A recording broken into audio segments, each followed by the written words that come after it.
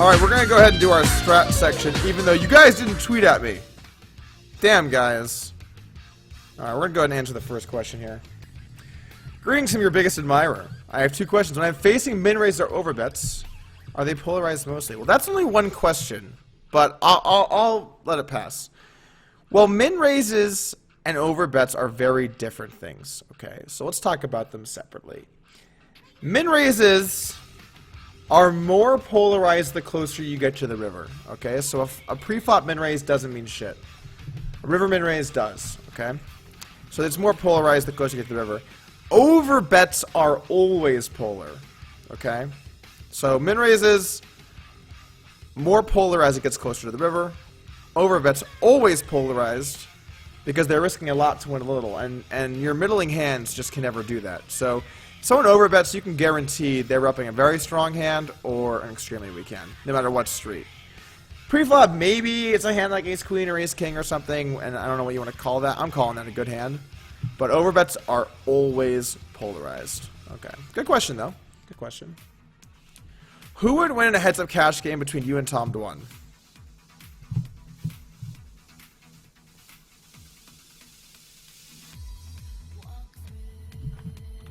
Hashtag save Tom. I like this tweet just briefly, guys. Let me just show you this tweet just because why not? The issue is you think you're really good, but you play poker the same way each time to win small pots. Oh, that's bad. Is that really bad? Is there like some actual data to support this? Last I checked, they won a lot of small pots. Who knows? Here's a reasonable strat question. This will be question number 2. How do you change your 3-bet strat versus 40 big blind short stacks? So what I do is, versus 40 blinds specifically, you gotta do more like 3-betting to a small size because you're basing more of your 3-bet strategy around commitment, right? And if you have 100 blinds, you really take away their ability. Sorry, if you have 100 blinds, there's no 3-bet size where you can take away their ability to 4-bet. But versus a 40 blind stack, let's say they open to 2 or 3. You know, if you 3-bet to 7 or 10, they can only 4-bet all in. So you want to make it so they risk the most on their 4-bet. So I'd use smaller sizes to reduce their ability to jam on you.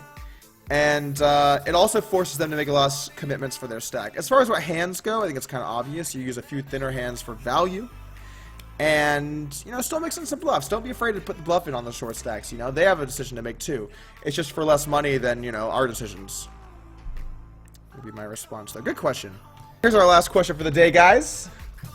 At Doug Willower, when sitting down at a new table, for me as a youngling, being an aggro player versus old men, it gets me in trouble in the sense.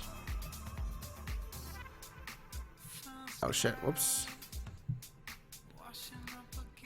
In the sense that they feel a need to defend themselves and punish me. Any tips?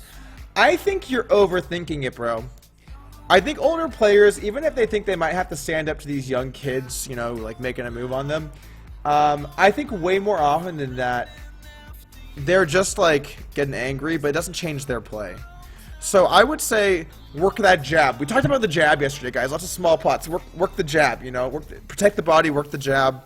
Wear down your opponent because, like, frankly, they're probably already quite worn down, given their age. Remember that they're trying to stack you and play the big pot. You're in it for the long game. You're just trying to do. What did this guy say?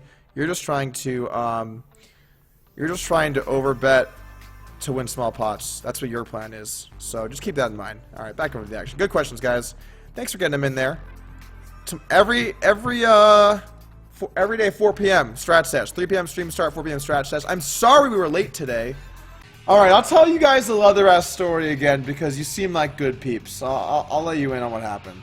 So, a friend of mine by the name of Jimmy Chow was sitting a bunch of heads-up tables, right?